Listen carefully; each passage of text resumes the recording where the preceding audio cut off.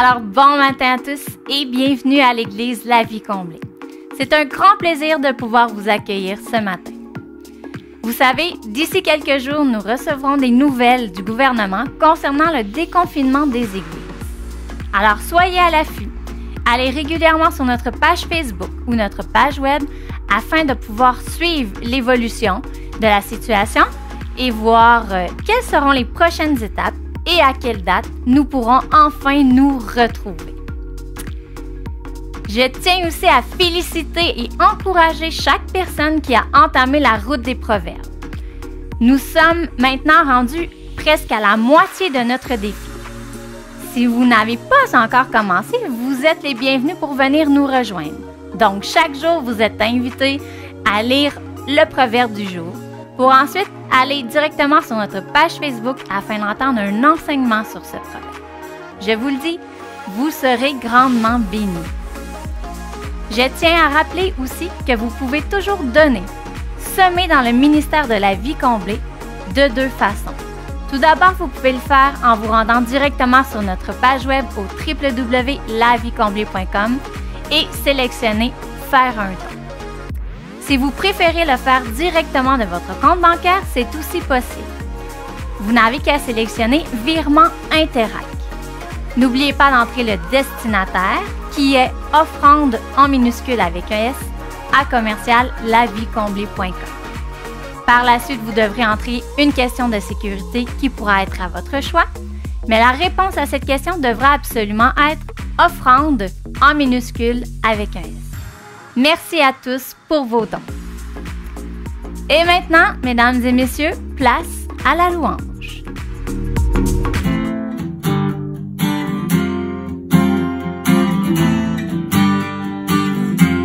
Quelle bénédiction de pouvoir être ensemble ce matin pour louer notre Dieu. Quel privilège d'avoir ce Père qui a fait de nous des enfants victorieux. Que peu importe l'état dans lequel on se trouve, qu'on soit dans le désert, dans la faiblesse, dans l'épreuve, qu'on a l'impression d'être dans le feu, d'être en train de traverser le feu de l'épreuve, nous pouvons choisir de louer notre Dieu, parce qu'il ne change jamais. Alors Seigneur, ce matin, on veut t'offrir notre louange. On veut se concentrer sur toi, parce que tu as tout accompli et qu'on peut le faire. Alors on va te louer ce matin pour qui tu es, pour tout ce que tu as fait. Et on ne se le dira jamais assez à quel point tu es bon, Seigneur. Amen. C'est ma prière dans le désert, quand tout en moi semble asséché. C'est ma prière dans ma faim, mon besoin, mon Dieu est le Dieu qu'il faut voir. C'est ma prière dans le feu, la faiblesse, l'épreuve, la douleur. Il y a une foi plus précieuse que l'or, donc purifie-moi par la foi. Je te louerai, rien contre moi ne pourra subsister. Je me réjouis et je déclare, tu es ma victoire, il est ici. Oh, tu es notre victoire, il est avec nous, amen. C'est ma prière dans le désert.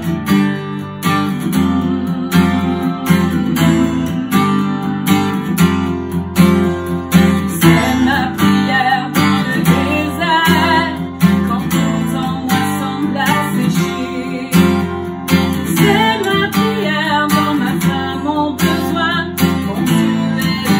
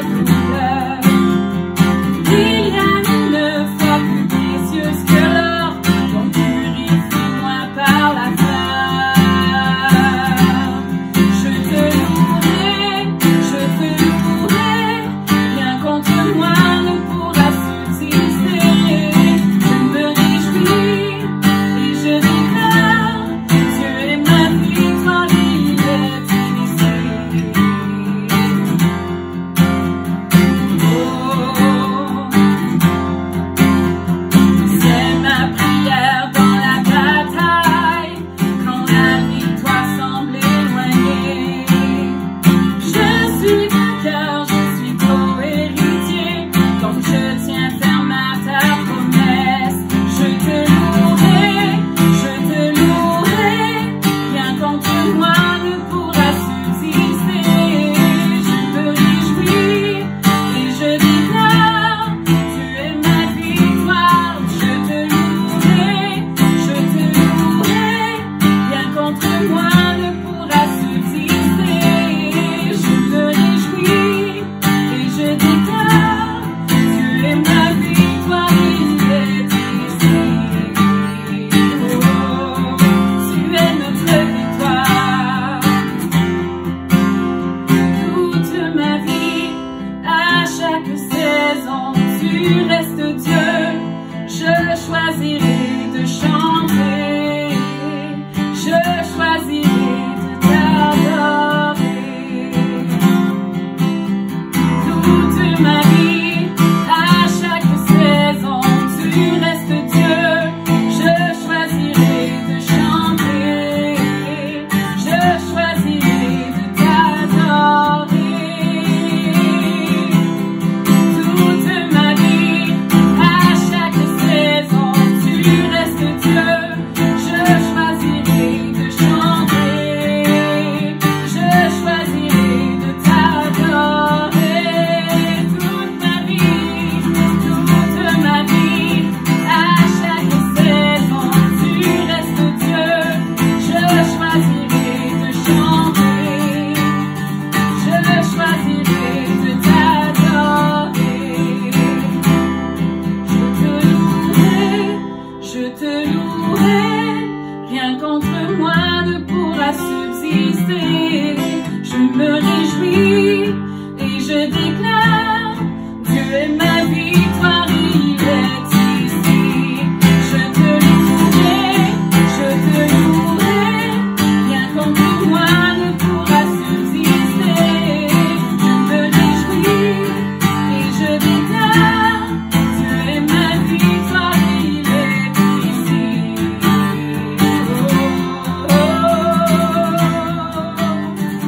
Jésus, tu es notre victoire, tu as tout accompli et on fait le choix ce matin de te louer, de choisir d'être reconnaissant. Parce que Seigneur, dans la reconnaissance, rien ne peut nous atteindre. En toi, rien ne peut nous atteindre. Tu es tellement bon.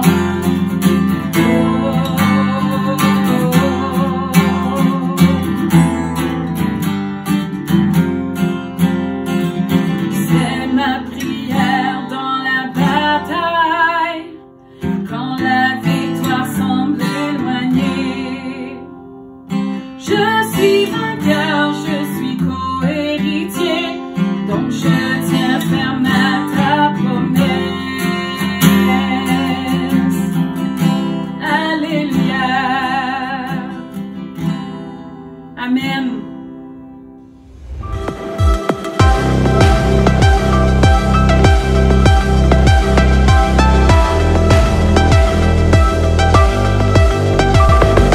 Alors bonjour tout le monde, eh bien c'est un plaisir encore une fois comme à chaque semaine d'avoir cette opportunité de pouvoir vraiment partager avec vous ce que Dieu a mis dans mon cœur. Puis aujourd'hui, bien le titre de mon message s'intitule « Sans compromis ». Puis j'aimerais déjà là, d'entrée de jeu vous partager un de mes versets favoris, je pense que je l'ai déjà dit, pour ne pas dire en fait là même mon verset préféré dans la parole de Dieu, qui est en Éphésiens 2.10. Éphésiens 2.10, pour moi, qui nous donne cette promesse-là d'un Dieu non seulement qui prépare un chemin pour nous, mais qui nous accompagne également dans ce chemin-là, qu'il a prévu depuis très longtemps pour nous afin de nous amener vers la victoire. Puis, j'aime particulièrement la version de la parole vivante qui nous dit ceci: « Ce que nous sommes, nous le devons à Dieu. Il nous a recréés en Jésus-Christ, en Christ, pour nous faire accomplir dans la communion avec lui les bonnes actions qu'il a préparées depuis longtemps pour nous. Voilà la vie conforme à la volonté de Dieu, celle pour laquelle il a tout arrangé d'avance. Il a préparé notre chemin afin que nous n'ayons plus qu'à y marcher. » Et wow, lorsqu'on lit ça, lorsqu'on entend ça, pour moi, en tout cas, c'est vraiment quelque chose qui me rassure, quelque chose qui me donne la foi de savoir que Dieu a non seulement préparé ce chemin, mais il l'a arrangé et il y a pensé depuis bien longtemps. Mais la réalité est celle-ci que bien que Dieu ait préparé le chemin devant nous, ça signifie pas que nous ne rencontrerons pas de défis. Amen. Ça signifie pas qu'il y aura pas d'adversité sur ce chemin-là. Bien au contraire, en fait, parce que justement, nous avons un adversaire qui veut faire tout ce qui est en son pouvoir pour nous empêcher d'arriver à destination. Eh bien, nous pouvons être certains que nous allons rencontrer des défis, que nous allons rencontrer de l'adversité, que nous allons rencontrer des problèmes. Et le danger, justement, lorsqu'on fait face à cette adversité, lorsqu'on fait face à ces problèmes, c'est qu'on peut avoir tendance ou être tenté à faire des compromis. Et c'est pour ça qu'aujourd'hui, le titre, justement, c'est « Sans compromis », pour nous aider à vivre une vie sans compromis par rapport à nos engagements, sans compromis par rapport à nos valeurs, pas de compromis sur même notre foi, pas de compromis sur les choses que l'on aura décidées, nos rêves. Et je pense justement à une conversation que j'ai eue avec un ami dernièrement. Puis cet ami, en fait, a entrepris de reconstruire lui-même son patio, okay? Un patio arrière dans sa cour. Puis le fait est que son ancien patio commençait justement à être vieux, certaines planches pourrissaient et tout ça, puis ça devenait même dangereux. Puis c'est alors qu'il est allé au magasin, il a commencé à faire ses plans pour son patio, à aller chercher les matériaux, les outils dont il avait besoin. Et à un moment donné, alors qu'il commençait la construction de ce patio-là, que tout allait bien, il fut confronté à ce que nous sommes, je crois, trop souvent confrontés lorsqu'on parle de travail de construction, de rénovation. C'est-à-dire quoi? C'est-à-dire que de un, non seulement ça a commencé, il a réalisé que ça lui prendrait plus longtemps que prévu, mais il a également réalisé que ça lui coûterait probablement peut-être plus cher que ce qu'il avait prévu. C'est là qu'il a été mis face à une décision, face à un choix. C'est là qu'il a été tenté, comme il m'a partagé en fait, de faire des compromis. Faire des compromis principalement sur la qualité des matériaux qu'il allait choisir afin de bâtir ce patio-là. Mais comme il me partageait, ça a été une décision critique pour lui. Pourquoi? Parce que il croyait dans son cœur que Dieu l'accompagnait dans ces travaux-là. Il m'a partagé même comment est-ce que Dieu lui avait donné certains, non seulement des plans, mais certaines stratégies afin de démolir le patio qu'il avait avant et afin même d'arriver à rebâtir d'une manière plus solide ce nouveau patio-là. Donc, il fut confronté à dire, est-ce que je fais des compromis par rapport à ce que je vois? Est-ce que je fais des compromis par rapport au naturel que mon compte de banque est en train de me montrer? Ou est-ce que par la foi, je décide quand même de continuer d'avancer selon le plan initial? Et c'est alors que, en croyant justement, encore une fois, que Dieu l'accompagnait dans ces travaux-là, que c'était quelque chose qu'il devait faire, ayant cette conviction-là que c'était important pour lui et pour la sécurité de sa famille, il a continué. Il a continué, il est allé chercher les matériaux, il a continué ses travaux, jusqu'au jour où, comme il me partage, il reçoit, croyez-le ou non, il reçoit par la malle un chèque. Un chèque avec un montant d'argent qui couvre ce dont il avait besoin pour pouvoir poursuivre ses travaux. Alors évidemment, à sa grande surprise, mais d'où vient ce chèque? Il regarde, il appelle justement la personne qui avait émis ce chèque-là, confirme la validité de ce chèque-là, puis grâce à cet argent-là, bien, il réussit à finir son patio. Qu'est-ce que je veux dire ici? Je veux dire que tôt ou tard, un jour ou l'autre, nous sommes toujours confrontés à ce genre de décision. De dire qu'est-ce qu'on va faire? Est-ce qu'on va continuer avec notre plan initial ou est-ce qu'on va compromettre ce plan, compromettre cette direction-là à cause que ce que l'on arrive à voir de nos yeux, ce qu'on arrive à calculer nous-mêmes humainement, ne fonctionne pas? Et à cela, je vous entends déjà dire, j'imagine certains d'entre vous, oui, mais il faut être sage. Oui, mais il ne faut pas gaspiller, jeter notre argent comme ça avec les mains. Oui, mais dans la vie, il faut faire des compromis. Et à cela, je vous réponds, vous avez tout à fait raison. Vous avez tout à fait raison, mais il faut arriver, par contre, à définir ce que c'est que compromis et à définir ce que c'est que la sagesse.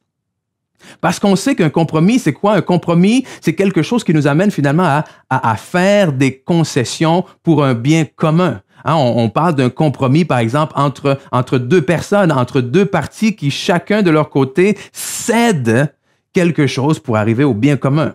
On doit, en tant que couple, par exemple, arriver à faire des concessions si on veut que ce couple avance. On doit, en tant que parent, on entend souvent cette expression-là, en tant que parent, il faut savoir choisir nos batailles. OK? De dire qu'on ne va pas aller au combat pour les moindres petites choses. Et ça, c'est vrai tout ça. Mais il y a des choses pour lesquelles, n'empêche, qu'en tant que parent, qu'en tant que mari, qu'en tant que couple, il y a certaines choses pour lesquelles on ne peut pas céder. Il y a certaines choses qui sont, non discutables. Pour moi, par exemple, en tant que parent, bien qu'il y a des choses que je vais laisser passer, le manque de respect, le mensonge, c'est des choses pour lesquelles je ne peux pas céder. Ce sont des convictions, ce sont des valeurs sur lesquelles je veux bâtir ma famille. En tant que couple, la fidélité, l'honnêteté, la confiance, ce sont des choses sur lesquelles on ne peut pas céder. Et malheureusement, des fois, je trouve que cette fameuse sagesse-là, ça nous sert surtout d'une espèce de couvert pour cacher parfois notre manque de foi et le fait qu'on ne croit pas nécessairement que les choses vont arriver. Okay?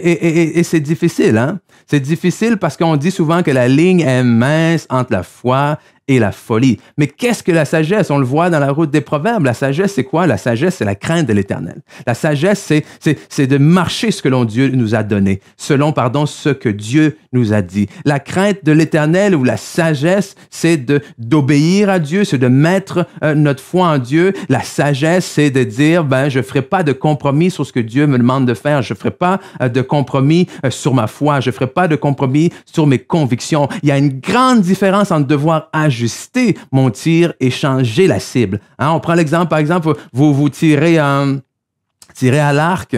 Il y a des chances que, selon les conditions météo, selon le vent qui va souffler, selon la direction du vent, selon l'humidité dans l'air, selon la distance, votre distance par rapport à la cible, vous devrez ajuster votre tir. Mais il y a une chose qui ne change pas, c'est la cible. Et trop souvent dans nos vies, alors qu'on essaye d'ajuster notre tir, en réalité, on se trouve à changer la cible.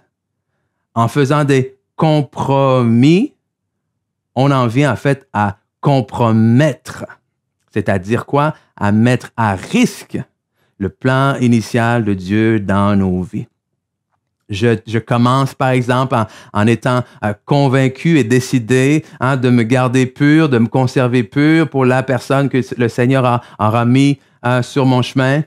Mais en cours de route, à cause de la pression ou autre, j'ajuste mon tir pour finalement, faire des compromis qui vont me faire manquer la cible.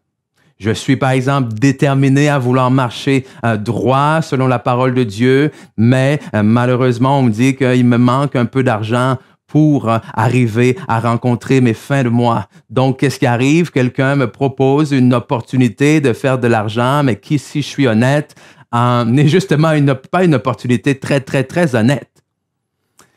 Mais, qu'est-ce que vous voulez? J'en ai besoin, il faut que je fasse vivre ma famille. Alors, j'ajuste mes valeurs. Pourquoi? Je compromets mes valeurs et finalement, je me trompe moi-même. Et cet ajustement-là finit par me faire carrément manquer la cible, changer la cible. Et c'est ce genre de compromis-là. Je parle pas de compromis où est-ce que c'est pour le bien commun, mais je parle de ce compromis qu'on fait avec soi-même. Le compromis où est-ce qu'on pile soi-même sur ses valeurs, on pile soi-même sur ses convictions, on pile soi-même sur ses idéaux, on pile soi-même sur ses rêves, on pile soi-même sur sa foi, on pile soi-même sur son engagement avec Dieu pour toutes sortes de raisons qui finalement nous font passer à côté du plan initial. Mais c'est pas ce que je veux pour vous et moi. Alors c'est ce qu'on va voir ensemble aujourd'hui. Avec l'aide de l'histoire du peuple d'Israël. Hein. Cette histoire, si vous voulez, là, vous pouvez tourner en Nombre, Nombre là, qui est le 4e livre à partir du début, le 4e livre de la Bible. Et c'est surtout là qu'on va se trouver à Nombre, chapitre 13, chapitre 14. Donc, si vous allez là déjà, vous n'aurez pas trop long à tourner. Donc, on se remet dans le contexte, OK? Le peuple d'Israël, donc le peuple choisi par Dieu, qui, se retrouve en esclavage en Égypte. Et là, Dieu envoie Moïse pour délivrer son peuple de l'esclavage.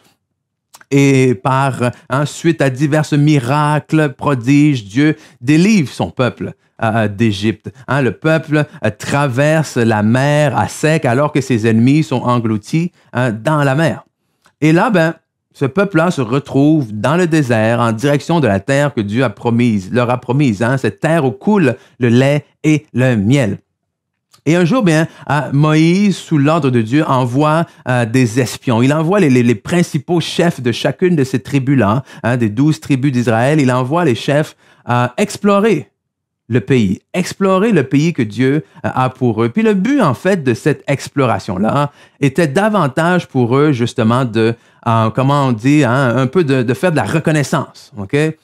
De savoir de quoi était fait le pays, qu'est-ce qu'il y avait. Et j'imagine, pour être capable de revenir, puis d'établir des stratégies de manière à prendre possession du pays et à vaincre les ennemis qui étaient là. Alors, on se retrouve en Nombre, comme j'ai dit, donc on va lire ensemble en Nombre, chapitre 13, à partir du verset 27. Donc, 12 hommes partent, 12 espions, partent en reconnaissance pour le pays. Et là, au verset 27, ces 12 hommes-là reviennent et on a le récit de ce que ces hommes-là rapportent à Moïse et au peuple suite à leur expédition. Voici, verset 27, donc Nombre 13, 27, voici ce qu'ils racontèrent à Moïse. Nous sommes allés dans le pays où tu nous as envoyés. À la vérité, c'est un pays où coule le lait et le miel, et en voici les fruits. Mais le peuple qui habite ce pays est puissant, les villes sont fortifiées et très grandes, nous y avons même vu des enfants d'Anak. Et avant d'aller plus loin, je veux souligner le mais. Vous vous souvenez ce qu'on avait dit il y a quelques semaines de cela, de faire attention au mais. Pourquoi? Parce que c'est important de faire attention à ce qui vient avant le mais et ce que vous allez placer après le mais. Ici, qu'est-ce qu'ils ont fait? Ils ont dit, oui, c'est vrai, le pays est un pays comme Dieu nous a dit, où coule le lait et le miel et les fruits sont bons. Mais on a vu des géants. Amen? Et c'est là leur problème. Verset 29, les Amalécites habitent la contrée du Midi, les Étiens, les Jébusiens, les Amoriens habitent la montagne. Donc là, ils sont en train de décrire tous les ennemis, tous les obstacles, en fait, qu'ils voient devant eux. Les Cananéens habitent près de la mer, le long du Jourdain. Verset 30, Caleb, un des 12, fit taire la foule, ou plutôt fit taire le peuple qui murmurait contre Moïse. Il dit, montons, emparons-nous du pays, nous y serons vainqueurs.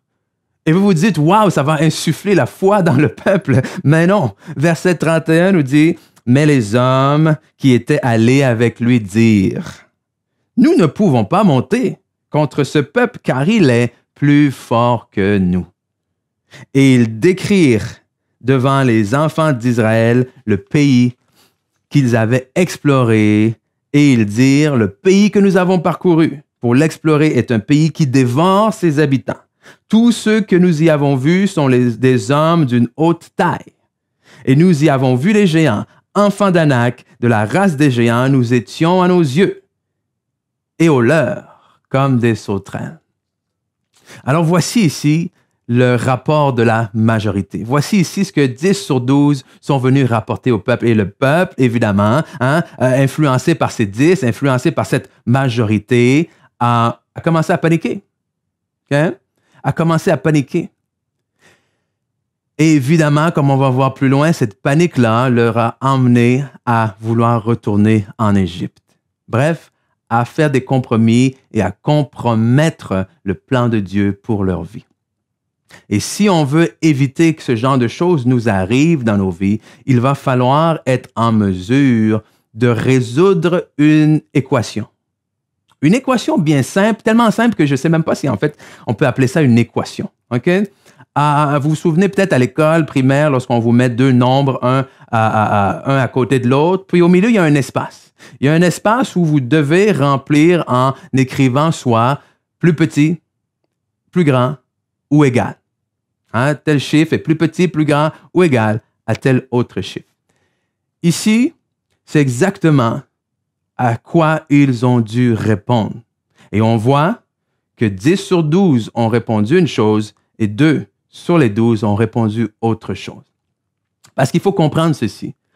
Lorsqu'ils sont allés voir sur la terre promise, ils ont vu 2 éléments démesurément grands. OK, je vais répéter. Ils ont vu 2 éléments démesurément grands. C'est-à-dire quoi? Hors de l'ordinaire. 2 éléments qu'ils ont dû, à ce moment-là, comparer et décider lequel était plus grand que l'autre. Premier élément, on l'a lu, c'est les géants. Okay? Démesurément grands. Écoute, d'une taille, qu'est-ce qu'ils ont dit? Hein? D'une haute taille. Ils se sont vus comme des petites sauterelles à leurs yeux, tellement ces hommes-là, les fils d'Anak, les descendants d'Anak, sont grands. Donc oui, cette démesure des géants, cette démesure du défi. Et lorsque ça représente quoi? Ça représente justement ces défis, ces obstacles-là qui paraissent toujours dans nos vies beaucoup plus grands que ce qu'on peut encaisser. Mais il y a autre chose qui était démesurément grand. Ce sont les fruits qu'ils ont rapportés. Les raisins qu'ils ont rapportés. Parce que voyons ce que nous dit la parole en Nombre 13, donc un chapitre plutôt, même chapitre, pardon, en Nombre 13, versets 23 et 24, nous dire qu'alors qu'ils étaient dans le pays pour l'explorer, ils arrivèrent jusqu'à la vallée d'Eshcol où ils coupèrent une branche de vigne. Okay? Ils ont coupé une branche de vigne avec une grappe de raisin qu'ils portèrent à 2 au moyen d'une perche. Ils prirent aussi des grenades et des figues. On donna à ce lieu le nom de la vallée d'Eshcol à cause de la grappe que les enfants d'Israël y coupèrent.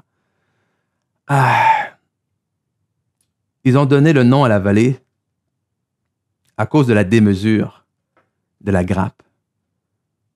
Pensez-y, là. 2 hommes. Et ce n'était pas n'importe quels hommes, c'était 12 des principaux de chaque tribu. Donc des hommes vaillants, des hommes forts, probablement des hommes de guerre, qui sont allés explorer le peuple. Et 2 de ces hommes vaillants, 2 de ces hommes de guerre étaient nécessaires pour ramener une grappe de raisin. Donc il y a cette démesure-là du fruit qui représente quoi? Qui représente cette démesure-là du fruit que Dieu est capable d'apporter dans nos vies. Une démesure dans le sens de quoi? Dans le sens que c'est, comme la Bible nous dit, infiniment au-delà de tout ce qu'on peut demander ou penser. Amen. Il y a une démesure entre les géants, c'est-à-dire ce que ça risque de me coûter, ils vont vous dévorer, versus ce que ça risque de m'apporter. Une démesure entre ce que le naturel me dit et ce que le spirituel me dit. Et c'est là où est-ce que chacun d'entre nous, alors que nous allons avoir ces 2 éléments-là en main, devront être capables de dire lequel est plus grand que l'autre. 10 ont dit que les géants étaient plus grands que les raisins. Ils ont décidé de fixer davantage leurs yeux sur la démesure de leur adversaire que sur la démesure des fruits qui les attendaient. Amen. Et dans chacune de nos vies, il va falloir être en mesure de répondre correctement à cette équation-là. Parce que oui, à chaque fois que tu vas arriver à la ligne devant ce compromis-là, tu vas être confronté à cette question, lequel est le plus grand dans ta vie? Et le plus grand dans ta vie, c'est simple, hein? C'est celui à qui tu vas obéir. Celui lequel tu vas laisser influencer. Parce que tu peux bien dire que Dieu est plus grand que tout, mais si tu fléchis les genoux devant l'adversité, si tu fléchis les genoux devant les défis qui se présentent devant toi, si tu fléchis les genoux devant le géant, ta bouche dit une chose, mais malheureusement, tes actions, elles, disent autre chose. Amen? Et il y a des obstacles, il y a des défis, comme on a mentionné, mais il y a des, si je peux dire, il y a des éléments qui viennent perturber cette équation-là, qui viennent influencer ce qu'on va mettre au milieu. Et je vais voir rapidement avec vous trois de ces éléments-là. Okay? Il y a la pression sociale, il y a le manque, la pression sociale, le manque d'estime personnelle et la convoitise. Pression sociale, manque d'estime personnelle et la convoitise, qui vont nous amener à faire des compromis. Pression sociale, bien on le sait, okay? C'est qu'est-ce que les autres vont dire. C'est la pression de la majorité. Ici, le peuple s'est mis à pleurer, s'est mis à dire on va mourir. Pourquoi? Parce que 10 sur 12 ont dit on n'y arrivera pas. Amen? Et c'est difficile pour les deux. Ça a été difficile pour Josué et Caleb parce que en hommes de foi qu'ils étaient, ils ont voulu encourager le peuple. Ils ont voulu les motiver parce qu'eux ont décidé de fixer leur regard sur la démesure des fruits.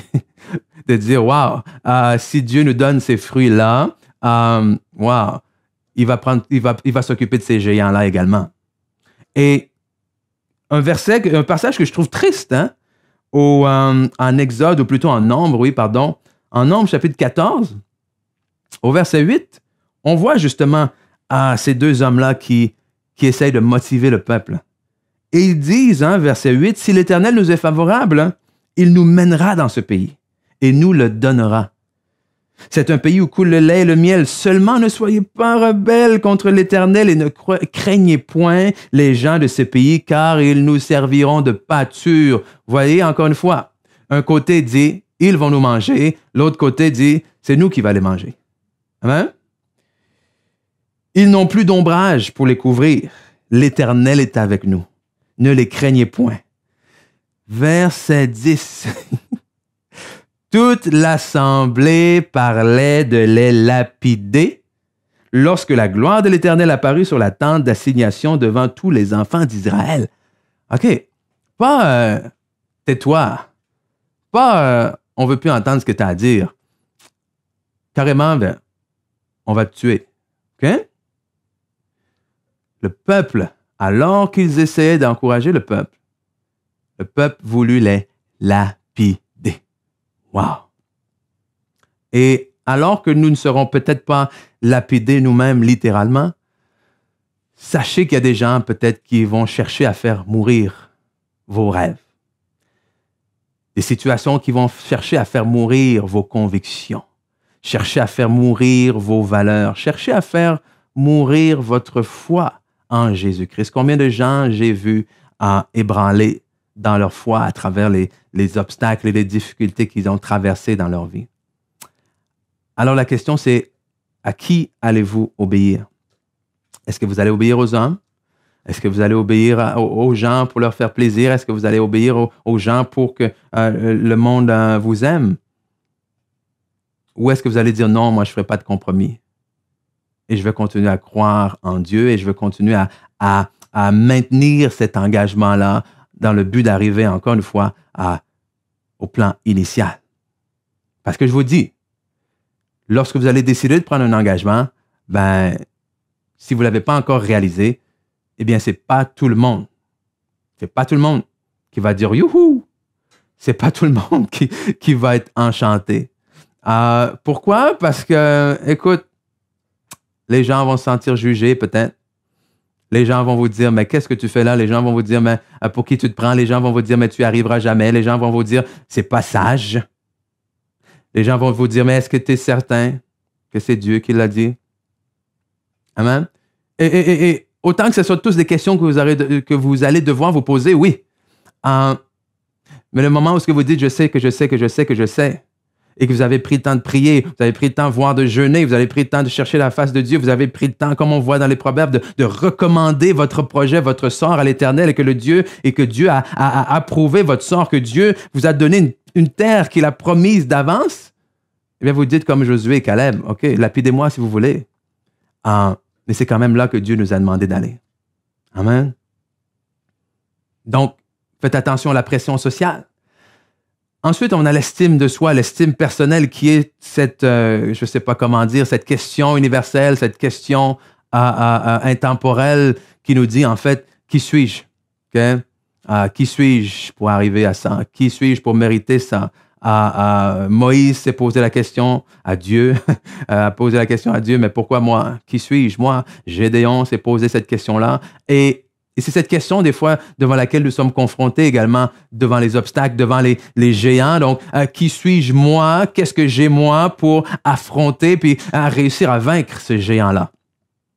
Et cette perception-là comment dire, elle est biaisée. Ici, on voit quoi? On voit que le peuple d'Israël s'est vu devant les géants d'Anak. Ils se sont vus comme des sauterelles. Nombre 13, versets 32 et 33, ou même le verset 33, nous y avons vu les géants, enfants d'Anak, de la race des géants, nous étions à nos yeux et à leurs yeux comme des sauterelles. Puis, ici, vous remarquez comment dire, je veux dire, le gap, OK, faute d'un autre terme, le fossé, oui, entre le géant et la sauterelle. C'est de dire, on veut vous montrer à quel point on se sent insignifiant. On veut vous montrer à quel point on se sent impuissant. Pas on avait l'air de chevaux devant eux, parce qu'un cheval, ça reste encore un peu trop fort, trop puissant, trop vaillant. On ne s'est pas vu comme des chiens, parce qu'à la limite, le chien peut lui sauter dessus, le géant peut le mordre. Non, on s'est vu comme des sauterelles. Okay? Des sauterelles minuscules qui n'ont absolument aucune chance, là. Des sauterelles que les géants, vont écraser sans même des fois s'en rendre compte. Et ce qui est curieux ici, ce qui est intéressant, c'est de dire, voici non seulement comment nous, on s'est vus, mais voici comment eux, ils nous ont vus aussi. Nous étions à leurs yeux comme des sauterelles. Et alors qu'on se voit comme des sauterelles, alors qu'on se voit impuissant, alors qu'on se voit insignifiant, il y a danger de faire des compromis à ce moment-là. Parce que si tu ne te sens pas apte à franchir une certaine ligne, qu'est-ce que tu vas faire? Tu vas trouver une autre alternative. Okay? Et c'est là où, troisièmement, il faut faire attention aussi à la convoitise. Et c'est un peu plus subtil. Okay? On aurait pu nommer d'autres choses. La peur, évidemment, nous fait faire des compromis et tout ça. Mais la convoitise nous fait faire des compromis. Cette convoitise-là, c'est quoi? C'est cette espèce de mauvais désir dans nos cœurs qui nous amène à, pas nécessairement juste des mauvais désirs, mais à désirer de la mauvaise façon, en fait. C'est surtout ça. Okay? Oui, des mauvais désirs, mais à désirer de la mauvaise manière quelque chose. Puis, on va lire un passage, puis ça va vous aider à comprendre. En Nombre 11, okay? Nombre 11, versets 4 et 6, nous dit le ramassis de gens. Okay? J'aime vraiment ce passage-là, le mot ramassis. Okay? L'ensemble des gens qui se trouvaient au milieu d'Israël fut saisi de convoitise. Et même les enfants d'Israël recommencèrent à pleurer et à dire « Qui nous donnera de la viande à manger? Nous nous souvenons des poissons que nous mangions en Égypte et qui ne nous coûtaient rien. Des concombres, des melons, des poireaux, des oignons et des aules. Maintenant, notre âme est desséchée. Plus rien nos yeux ne voient que de la manne. » Ils ont commencé à convoiter autre chose que ce que Dieu leur avait donné. Cette convoitise-là les a emmenés vers l'ingratitude. Parce que autant qu'ils en avaient assez de la manne, leur ingratitude leur a amené à oublier que cette manne-là était le pain du ciel, que cette manne-là était un don de Dieu. Et cette convoitise, c'est-à-dire ils se sont mis à désirer d'une mauvaise manière la viande, ils se sont mis à désirer d'une mauvaise manière les oignons et autres. Bref, ils ont fini par chercher une autre alternative. Et cette convoitise est allée même encore plus loin. Cette convoitise, j'ai dit quoi? Ingratitude. Cette ingratitude les a emmenés plus loin à faire carrément, à construire un veau d'or. Un veau d'or, puis à dire au peuple, ben voici le Dieu qui vous a sorti d'Égypte. Puis le comble dans tout ça, c'est qu'ils ont construit ce veau-là avec l'or. Et en tant qu'esclaves, ben, ils n'avaient pas d'or. Et quel est cet or avec lequel ils ont bâti ce veau? Ils ont bâti ce veau avec l'or que Dieu leur a dit d'aller demander aux Égyptiens avant de partir. On n'a pas le temps d'y retourner, vous lirez, mais lorsque c'était le temps de quitter l'Égypte, Dieu a dit aux femmes, Dieu a dit d'aller voir les Égyptiens, d'aller leur demander l'or, d'aller leur demander ceci, d'aller leur demander cela. Et c'est cette richesse-là que Dieu leur a donnée, qu'ils ont emmenée dans le désert. Et avec la bénédiction de Dieu, wow, ils ont fait un compromis et ils ont dit, ouais, ben merci Seigneur pour la vie que merci, là, mais je vais me faire un autre Dieu. Et combien de fois on fait ça dans nos vies? Merci Seigneur Jésus d'avoir donné ta vie pour moi, mais à partir de maintenant, c'est correct, tu n'agis pas assez vite dans ma vie, tu ne me donnes pas assez vite les choses que je veux. Donc, je vais prendre les bénédictions que tu m'as données, je vais prendre cette vie nouvelle-là que tu m'as donnée, puis je vais m'arranger avec, je vais faire autre chose. OK? De dire, oui, je sais que c'est ce que Dieu m'a demandé, mais là, c'est un peu long. Et je commence à être impatient. Donc, finalement, le danger dans tout ça, le danger de tomber dans la convoitise, pas juste la convoitise, mais le danger, de tomber dans le compromis, c'est que finalement, on finit par se mentir à nous-mêmes et on finit par se rétracter. C'est-à-dire de reculer par rapport à notre engagement premier. Le peuple d'Israël, sa destination, c'était Canaan, c'était la terre promise. Mais maintenant, tout leur compromis, toute leur convoitise, toute leur peur les a amenés à se rétracter et à dire on veut retourner en Égypte. Et ce qui est drôle là-dedans, c'est que quand ils sont sortis d'Égypte, ils ont chanté. Okay? C'est drôle comment les compromis nous font passer du chant à la complainte. Parce que qu'est-ce qu'ils ont chanté? Lisons ensemble. On va retrouver ce passage-là, Exode 15. Exode 15, quand l'armée d'Égypte a été engloutie et qu'ils ont traversé, que leur ennemi n'était plus là, ils ont chanté tout le peuple ensemble un chant. Exode 15 nous dit, « Alors Moïse et les enfants d'Israël chantèrent ce cantique à l'Éternel et dirent, « Je chanterai à l'Éternel car il a fait éclater sa gloire. Il a précipité dans la mer le cheval et son cavalier. L'Éternel est ma force et le sujet de mes louanges. C'est lui qui m'a sauvé, il est mon Dieu, je le célébrerai, il est le Dieu de mon Père, je l'exalterai. » Et ça continue, vous lirez Exode 15, il continue en disant comment Dieu est grand, comment il a vaincu ses ennemis, comment il n'y a personne qui est comparable à lui. Mais finalement, on passe de « je chante à quel point Dieu est grand » et finalement, je commence à me plaindre et dire « mais pourquoi est-ce que Dieu m'a emmené ici? »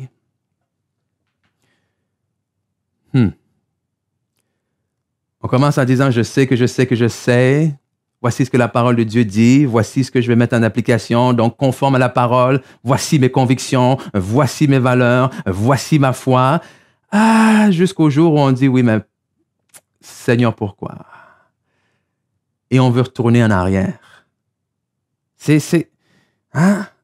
Nombre 14:4, ils dirent les uns aux autres, nommons-nous un autre chef et retournons en Égypte. Retournons en Égypte. C'est totalement insensé. Et imaginez la scène, OK? Imaginez la scène. Ils prennent leur bagage et vraiment disent, let's go, on retourne en Égypte. Tu fais quoi de retour en Égypte? Parce qu'il y a une réalité qu'il ne faut pas oublier. OK? Pharaon et son armée ont été engloutis. Ceux qui en voulaient à ta vie ont été engloutis. Ton ennemi a été englouti. Donc, si tu décides de retourner en Égypte, parce que tu convoites les pots de viande. Ça veut dire quoi? Ça veut dire qu'à ce moment-là, tu retournes en Égypte pour te remettre toi-même volontairement sous l'esclavage de quelqu'un d'autre. Hein? On ne retourne pas en Égypte vers Pharaon. Pharaon n'est plus là. Pharaon et son armée ont été engloutis. Ce qui en voulait à ta vie n'est plus là. Ce qui t'empêchait d'avancer n'est plus là. Ça veut dire qu'une fois libéré de ce qui t'empêchait d'avancer, tu décides toi-même volontairement de retourner te mettre à la merci de quelque chose d'autre qui va t'empêcher encore d'avancer. Ça n'a aucun sens. Mais combien de fois on le fait? Jésus nous libère de ceci, Jésus nous libère de cela. Mais quand ça devient trop difficile, on recule. On fait des compromis. Alors, vous l'avez deviné, hein? Comment est-ce qu'on fait? Ben, notre exemple, c'est les 2 sur 10. Notre exemple, c'est Josué et Caleb, qui, comme on l'a vu, ont décidé d'élever les fruits plutôt que d'élever les géants. Oui, on a parlé beaucoup et on parle encore beaucoup du COVID-19. On parle beaucoup de tout ce que ça fait, de tout ce qui est négatif. On parle de la peur, de l'anxiété, de la crainte, de tout ce que ça produit. Mais maintenant, je pense qu'il est temps d'élever le nom de Jésus. Amen. Maintenant, je pense qu'il est temps de prendre cette équation-là, COVID-19 d'un côté, Jésus-Christ de l'autre, et dites-moi, qu'est-ce que vous allez écrire? Plus grand, plus petit ou égal? Amen? C'est à vous de décider. Et on parle de foi, on est une église de foi, on est un peuple de foi, mais nous sommes appelés à vivre par la foi. Okay, Galates 3:11, comme plusieurs passages dans la Bible, nous dit que nul ne soit justifié devant Dieu par la loi, c'est évident puisqu'il est dit le juste vivra par la foi. Et quand on dit le juste vivra par la foi, écoute, c'est double dans le sens où je suis en vie, c'est-à-dire que j'ai accès à la vie éternelle en Jésus-Christ. Comment? Par ma foi en Jésus-Christ. Donc, alors que j'étais mort dans mes péchés, la seule raison pour laquelle maintenant je suis rendu à la vie, c'est par ma foi en Jésus-Christ. Mais non seulement il y a une foi qui me donne la vie, mais il y a une foi dans laquelle je dois vivre quotidiennement. Et vivre, on pourrait appeler ça, on pourrait remplacer en fait par marcher. Le juste marchera par la foi. Le juste prendra ses décisions par la foi. Le juste affrontera les défis par la foi. Le juste surmontera les obstacles par la foi. Et la foi, c'est cette ferme assurance dans les choses qu'on espère, une démonstration de celles qu'on ne voit pas. La foi, c'est une ferme conviction dans mes engagements premiers. C'est une ferme conviction dans les décisions que je vais avoir prises. C'est une ferme conviction dans mes rêves. Et ici, je ne parle pas juste, encore une fois, là, de rêves utopiques dans les nuages et tout ça, mais c'est des choses que Dieu a mis dans vos cœurs. C'est des choses que vous avez été en mesure d'appuyer non seulement sur la parole de Dieu, mais avec la volonté de Dieu.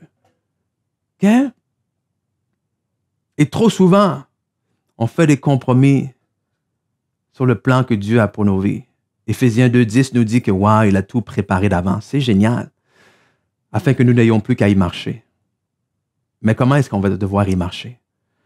On va devoir y marcher par la foi. Parce que, comme on a dit plus tôt, sur ce chemin-là, vous allez affronter de l'adversité. Vous allez faire face à des défis qui vont vous tenter de faire des compromis, qui vont vous amener à compromettre le plan de Dieu pour votre vie. Josué et Caleb crurent et dirent, on va le lire, on l'a lu tantôt, on va le relire. Nombre 14, chapitre 5, ou plutôt Nombre 14, versets 5 à 9. Moïse et Aaron tombèrent sur leur visage en présence de toute l'assemblée réunie des enfants d'Israël. Et parmi ceux qui avaient exploré le pays, Josué, fils de Nun, et Caleb déchirèrent leurs vêtements et parlèrent ainsi à toute l'assemblée des enfants d'Israël. Le pays que nous avons parcouru pour l'explorer est un très bon pays, est un très bon, excellent. Si l'Éternel nous est favorable, il nous mènera dans ce pays et nous le donnera. Ça vous rappelle quelque chose? C'est de là que vient.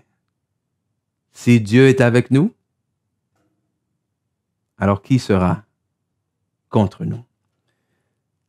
Et c'est là où ce que vous voulez vivre une vie de conviction, vivre une vie sans compromis, vous avez besoin de vous assurer que Dieu est avec vous. Et c'est facile, dans le sens que, pour vivre une vie de compromis, il faut vivre une vie de conviction. Il faut vivre une vie intentionnelle, c'est-à-dire pas une vie jetée au hasard. Et c'est beaucoup plus difficile que ça a l'air. Parce que croyez-le ou non, c'est beaucoup plus facile d'embarquer sur la barque et de se laisser aller par les flots, de suivre le courant des flots. Évidemment, si tu fais ça, les flots, le courant ne t'amènera pas toujours à des endroits où tu veux aller. Okay? Mais bon, tu vas faire avec selon où est-ce que tu vas aller. Ou bien, comme beaucoup de gens font, on va tout simplement se plaindre du fait que le courant nous a amenés là. Mais le jour où tu as des convictions, le jour où tu crois fermement non seulement par toi-même, mais en même temps par la parole de Dieu que voici ce que tu dois faire. Le jour où tu décides que voici ma cible, le jour où tu décides que voici la direction dans laquelle que je dois aller, qu'est-ce que ça l'implique? Ça l'implique maintenant que ce jour-là, tu dois saisir les rames.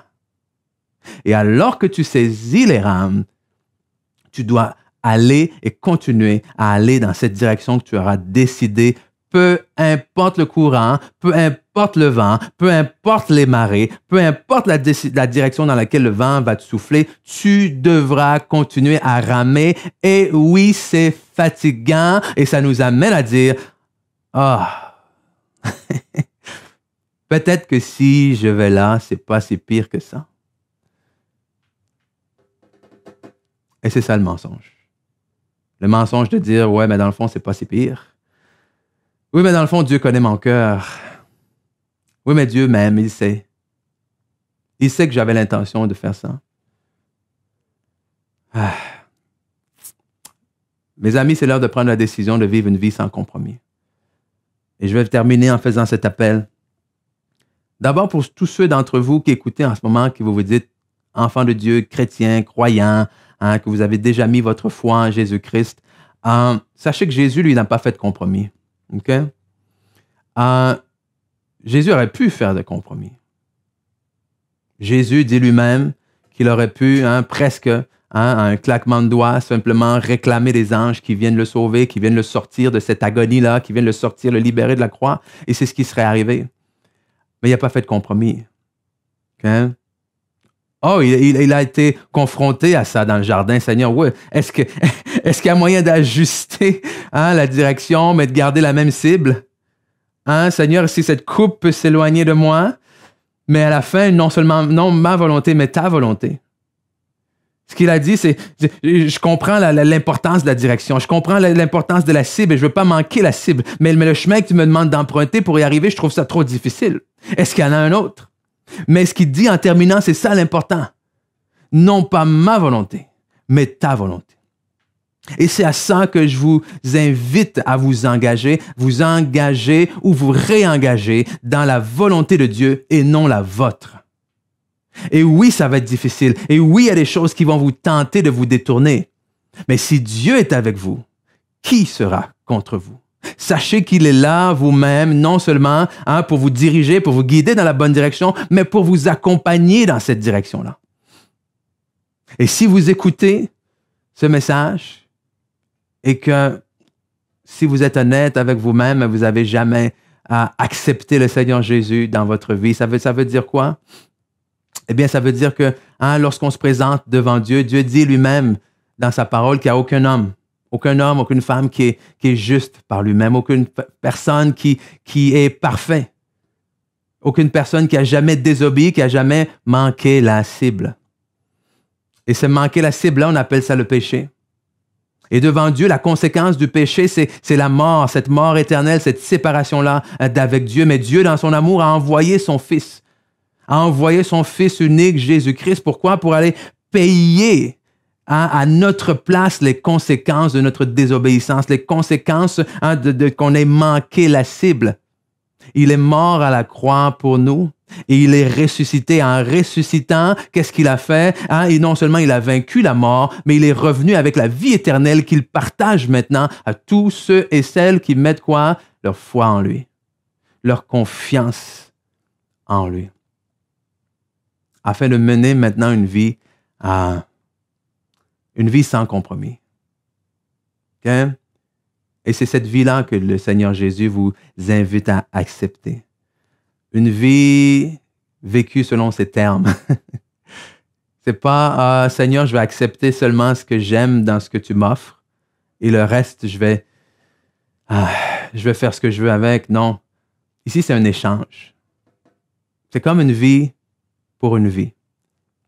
Vous devez laisser de côté la vôtre pour prendre la sienne. Mais il y a une chose que je peux vous assurer.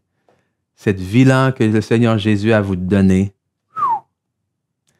elle est infiniment, beaucoup plus grande, beaucoup plus exceptionnelle, beaucoup plus merveilleuse, beaucoup plus remplie de paix, beaucoup plus remplie de joie que celle à laquelle vous essayez si fermement de vous accrocher. Alors, si c'est vous, si aujourd'hui vous voulez pour la première fois dire oui au Seigneur Jésus, eh bien, je vous invite à faire cette prière-là avec moi et dire ensemble, Père éternel, je te remercie. Je te remercie pour ton amour et pour ton don gratuit de la vie éternelle en Jésus-Christ. Aujourd'hui, je te demande pardon.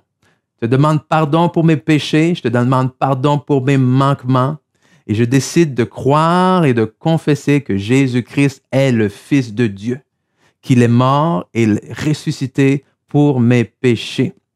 Et aujourd'hui, par ma foi en lui, je reçois la vie éternelle et je décide de vivre et de marcher dans cette foi-là sans compromis.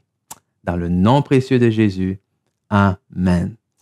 Alors voilà ce que j'avais à cœur de partager avec vous aujourd'hui, de mener une vie sans compromis.